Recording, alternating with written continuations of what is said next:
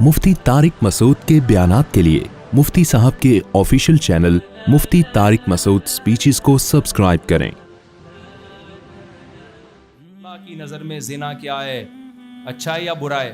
बुरा। अल्लाह ने कहा सबसे बुरा अमल मेरी नज़र में बनाने वाले का इनकार कर देना। कितनी इंसान तरक्की कर ले, इंसानियत की खिदमत कर ले, क्रिएटर का इनकार करेगा, अल्लाह कहते हैं हमेशा के लिए जहन्नम की आग में डालूंगा। इसने इतना बड़ा जुर्म किया, बनाने वाले का इनकार। जैसे देखो, बाप का अगर कोई इनकार कर दे, दोस्तों से अच्छा सलूक करे, दोस्त तो अच्छा सलूक करेंगे, लेकिन बाप कहेगा कि मैं इसको जायदाद से हमेशा के लिए आग करूंगा, कागजात से इसका नाम निकालूंगा, मैं विरासत नहीं दूंगा इसको, मैं घर में घुसने नहीं दूंगा। अब आप कहें यार इतना अच्छा तो है इंसान, वो चमुनी आपा की इतनी मदद की इसने, वो फलानी आपा की मदद की, और आंटियों की घर में राशन ला के देता है, और वसीम भाई उस दिन आ रहे थे, उनसे बैग उठ नहीं रहा था, इसने उठा के घर पहुंचाया, और कस्टमर से तो पैसे भी नहीं लेता, फ्री में चीज़ें दे देता है। तो अब्बा कहेगा कस्टमर के साथ अच्छा है, हमें तो मानता ही नहीं है भाई, जिसने पैदा किया तो हमारी नज़र में अच्छा नहीं है। तो जब अच्छाई बुराई को एक्सप्लेन किया जाएगा तो सबसे पहले अल्लाह किसके हक़ की बात करता है? अपने हक़ की, कि मुझे मानो जिसने तुम्हें पैदा बोलो किया है। इसलिए शिर्क करना, अल्लाह के साथ किसी को शरीक करना, ये खुदा का इनकार कर देना, ये अल्लाह की नज़र में सबसे बड़ा जुर्म। उसके बाद अल्लाह की नज़र में सबसे बड़ा जुर्म है उसके पैगंबरों का इनकार करना। क्यों? ये बहुत बड़ा जुर्म है, इसलिए कि आपने मैसेंजर ऑफ गॉड का इनकार कर दिया तो आपने खुदा के सारे कवानीन की धज्जियां उड़ा दी, क्योंकि और तो कोई हमें खुदा का हुक्म बताने वाला है नहीं। हमें क्या पता चलेगा खुदा हमसे क्या चाहता है? ये तो पैगंबरों के जरिए पता चलता है ना। इसलिए दूसरे नंबर पर सबसे बड़ा जुर्म क्या है? पैगंबरों का इनकार करना, या झूठे पैगंबर को पैगंबर मान लेना, जैसे मिर्जा गुलाम अहमद कादियानी को माना। क्यों? इसलिए कि फिर आप उसको इतनी वैल्यू दे रहे हैं, वो हलाल कह दे तो निस्बत किसकी तरफ हो रही है? खुदा की तरफ ना। तो ये हल्के मसाइल नहीं है।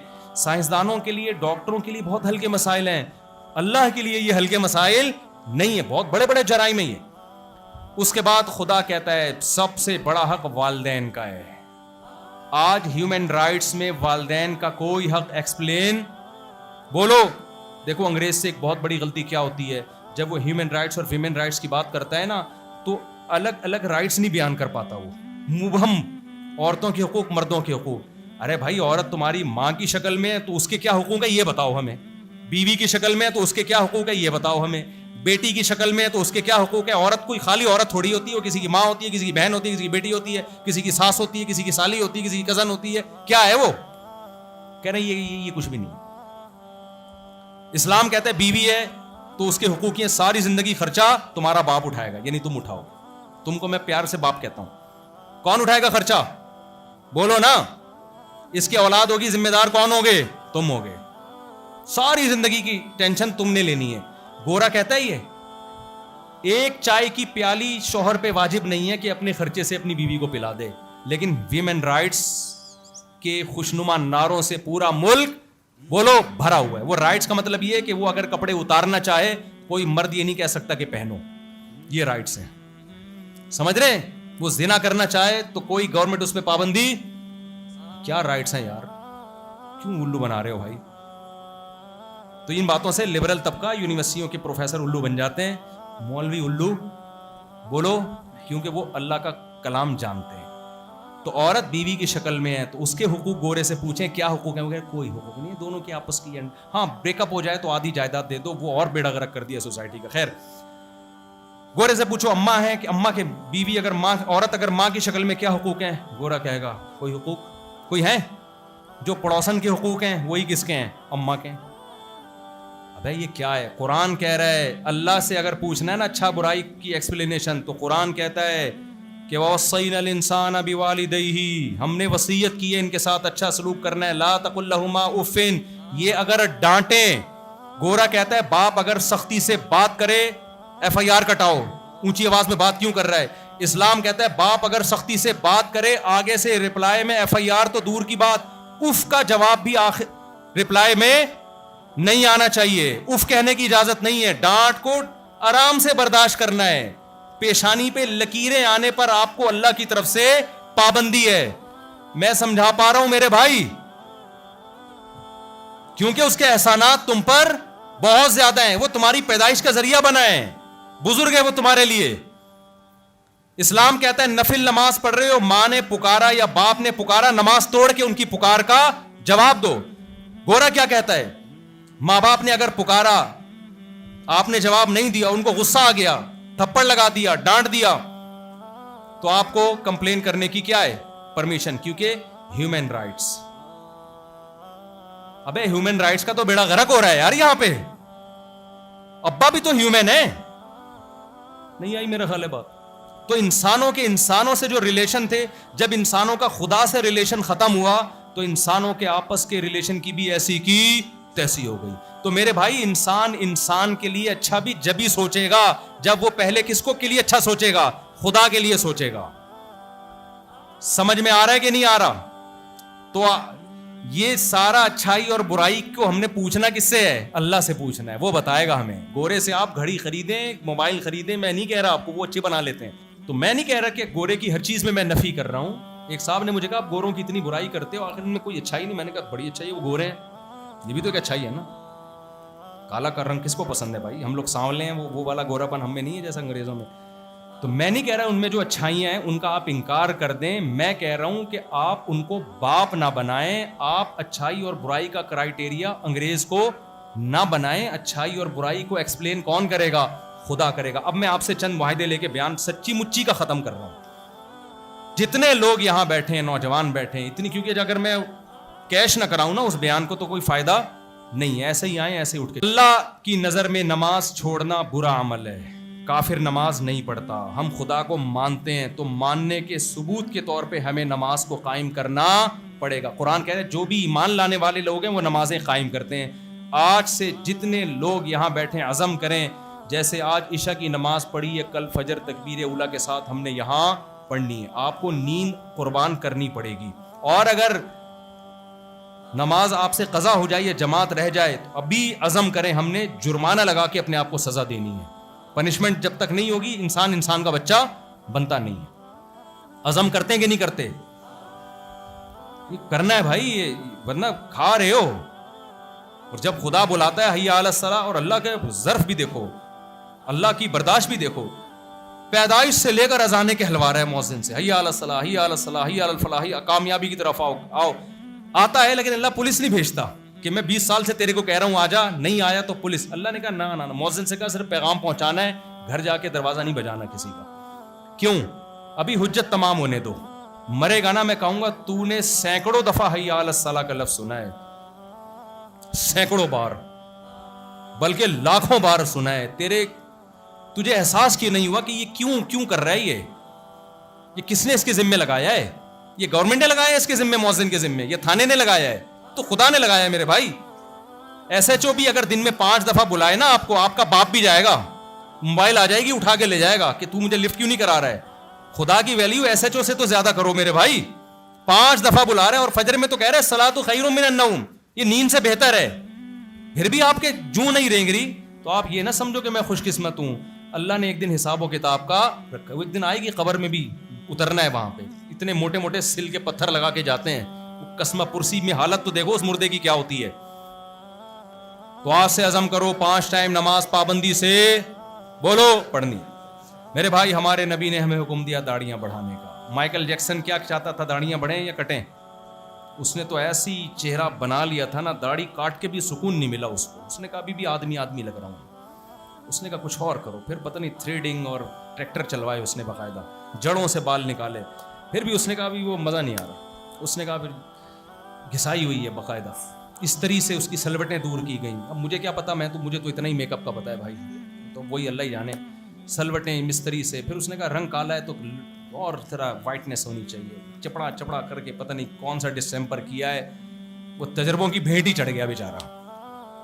ابے سیدھا یار دیکھو, اسلام نہیں ہے تو یہ آدمی نے مرد بنایا نا اللہ نے تمہیں, تو دیکھنے میں کیا نظر آؤ بولو. تمام پیغمبروں کے داڑیاں ہیں, اعفاء اللحیٰ. ہمارے پیغمبر کے داڑھی بڑھانے کا حکم. میں خدا نہ خواستہ کسی بغیر داڑھی والے کی توہین نہیں کر رہا, نہ میں کسی کو اپنے سے کمتر سمجھتا ہوں, وہ تو آخرت میں فیصلہ ہوگا بھائی. ہم تو لیکن صحیح بات کرنے کے مکلف تو ہیں نا. ہمت کر کے داڑھی بڑھا لو.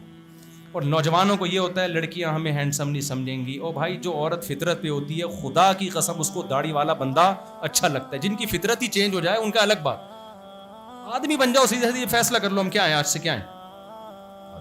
اب تو LGBT آ گیا تو پتہ ہی نہیں چل رہا یہ ہی ہے شی ہے بیچ کا ہے کیا ہے. عجیب عجیب چیزیں آ رہی ہیں. یہ پاکستان میں کم ہے شکر ہے, مرد مرد لگتا ہے عورت عورت. غیر مسلم کنٹریز میں ایسا بیڑا غرق ہوا ہے نا, ایسا فطرتیں چینج ہوئی ہیں کہ اللہ کی قسم سمجھ میں ہی نہیں آ رہا ہوتا یہ آدمی ہے عورت ہے کیا ہے یہ. اگر آپ نے ابھی بریکیں نہیں لگائی نا تو ہمارا فیوچر بھی. میں تھائی لینڈ گیا, میں کئی دفعہ پوچھتا تھا کیا بھائی کیا کون سا صیغہ استعمال کروں اس کے لیے. ایک دفعہ تو میں گیا, ہم لوگ جنگل میں رات گزارنے کے لیے کیمپنگ کے لیے گئے.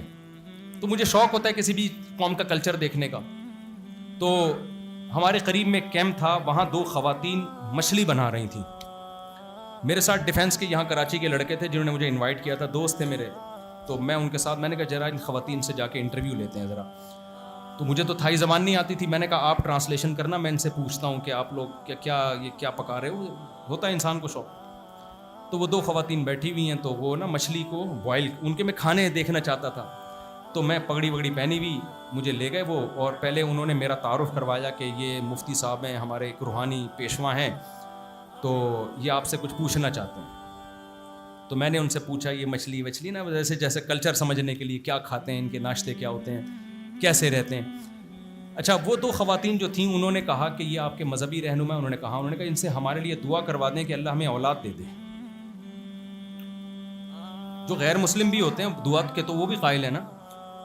تو انہوں نے مجھے کہا کہ یہ کہہ رہی ہیں کہ یہ آپ ان کے لیے دعا کر دیں کہ ان کو اللہ اولاد دے دے. تو میں نے کہا ان میں سے کس کو, یعنی دونوں کے ہی نہیں ہو رہی اولاد, یا کیا مسئلہ کیا ہے, یعنی میں سمجھا نہیں نا. تو انہوں نے کہا ہم دونوں میاں بیوی ہیں, ہمارے لیے دعا کر دیں. میں نے ساتھیوں سے کہا اسی لیے تو نہیں ہو رہی, اسی لیے تو نہیں ہو رہی کہ جب مجھے ہی نہیں پتا چل رہا کہ ابے میں نے کہا یہ تو بالکل ہی ایک جیسی ہیں. یہ اور ایک کیس نہیں ہے یہ, ان کے ہاں یہ بہت کچھ عجیب سا پتہ نہیں کیا فیشن کر کے ہو گیا ہے. فطرتیں چینج ہو گئی ہیں ایک حد تک. جیسے فارمی مرغی کئی نسلوں کے بعد اب وہ کڑک ہونا ہی بند ہو گئی ہے نا, اب تھوڑی انڈے پہ بیٹھتی ہے. ہمارے ایک مرغی انڈے دیے جا رہی ہے, ہم کسی اور مرغی کے نیچے رکھنا. میں نے کہا بیٹھ کیوں نہیں رہی انڈوں پہ. انہوں نے کہا اس کی اتنی نسل چینج ہو کے انڈوں پہ بیٹھنا, ونس اپون اے ٹائم مرغی انڈوں پہ بیٹھا کرتی تھی, اب بھول گئی ہیں وہ, کیونکہ انڈوں سے اٹھا کے نا ان کو وہ انڈے ہی دلوائے, وہ بیٹھ ہی نہیں. فطرت چینج ہو گئی میرے بھائی, کیا کر رہے ہو تم. تو اس لیے ہمت کر کے کیا کر لو, کچھ نہیں. شروع میں تھوڑا سا عجیب لگتا ہے, اس کے بعد چہرہ خوبصورت ہو جاتا ہے, پھر کٹاؤ گے تو برا لگے گا. اور میرے بھائی تیسرا کام, وہ تو میں لازمی کروا کے جاتا ہوں. ایک اہم کام ہے صلہ رحمی, جن میں سب سے پہلے کیا ہے, ماں باپ. آج سے عزم کرو ماں یا باپ کے سامنے زبان نہیں چلانی, ان پہ خرچ کرنا ہے. کبھی اونچ نیچ ہو جائے تو اللہ سے توبہ استغفار کر لو. سمجھ رہے ہو کیا کر لو. حدیث میں آتا ہے جس کو بڑھاپے میں ماں باپ ملے اور خدمت کر کے جنت واجب نہ کی, اس پہ اللہ کی لعنت. یعنی اتنا بہترین آپشن جنت کمانے کا ضائع کر دیا اس نے. تو بوڑھے ماں باپ اور دادا دادی نانا نانی یہ بھی ماں باپ ہی کے حکم میں ہیں, ان کو بوجھ بولو نہ سمجھو. چوتھا کام جو بہت اہم ہے, بے حیائی سے توبہ کرو. بس یہ آخری بات بتا کے, بے حیائی سے کیا کرو. دیکھو اللہ میاں نے ہماری ہر جائز خواہش کو پورا کیا ہے. اگر ہم پہ اللہ نے کتے کھانے پہ پابندی لگائی تو بکرے کھانے کو الاؤ بھی تو کیا نا. جتنی گنجائش اسلام میں ہے نا دنیا میں کہیں بھی نہیں ہے. ہندو ساری زندگیاں ہندوؤں نے جنہوں نے مذہب کو فالو کیا گوشت کے قریب ہی نہیں گئے, زندگیاں برباد کر دیں. گوشت میں پروٹین ہے, چہرے میں خوبصورتی آتی ہے گوشت کھانے سے. جن ہندوؤں نے ہندو مذہب کو صحیح معنوں میں فالو کیا گوشت کی نعمت سے ہمیشہ کے لیے بولو محروم. جن عیسائیوں نے عیسائیت کو پراپر فالو کیا, جن پادریوں نے شادی بیاہ سے محروم, اولاد سے محروم, کیونکہ مذہب میں شادی کرنا اچھا کام نہیں ہے. اور بہت سارے ایسے دنیا میں مذاہب میں خام خواہ کی پابندیاں لگا کے بیڑا غرق کر دیا. اسلام ایسا خوبصورت مذہب ہے. اسلام نے کہا کہ نہ قل من حرم زینت اللہ التی اخرج لعبادہ, کون ہے جس نے اللہ کی زینت کو حرام قرار دیا, والطیبات من الرزق, اور کون ہے جو پاکیزہ چیزوں پہ پابندی لگا سکتا ہے. جب ساری کائنات تمہارے لیے مسخر کی ہے تو تمہارے فائدے کے لیے ہے نا, ایوائڈ کرنے کے لیے تھوڑی ہے. ہاں اللہ نے کہا کچھ چیزیں اس کائنات میں گندی ہیں, کچھ کیا ہیں, پاکیزہ ہیں. تو گندگی کو چھوڑ کے کس کی طرف جانا؟ چرس بھی ملے گی, ہیروئن بھی ملے گی, زمزم بھی ملے گا, شہد بھی ملے گا. تو چرس نہیں پینا ہے بھائی, شہد دبا کے پیو یار, کوئی پابندی بولو نہیں. کھجوریں کھاؤ, شہد کھاؤ, زیتون پیو, انجیر کھاؤ, کشمش کھاؤ, بیسیوں انگور کھاؤ, انار کھاؤ. حدیث میں انار کی ترغیب ہے, آپ نے فرمایا ہر انار میں ایک دانہ جنت کا ہے. کیا مطلب؟ انار پورا کھاؤ, کوئی پابندی نہیں لگائی. اور یہ جب چیزیں آپ کچھ دن کھائیں گے نا, میرے اپنے خرچے پہ, سوری غلطی سے میرے مشورے پہ, خرچہ آپ کا اپنا ہوگا. انار کھاؤ, انجیر کھاؤ, زیتون کھاؤ, ان سب چیزوں کی قرآن تعریف کرتا ہے. آپ دیکھو آپ کی صحت کیسی ہونے والی.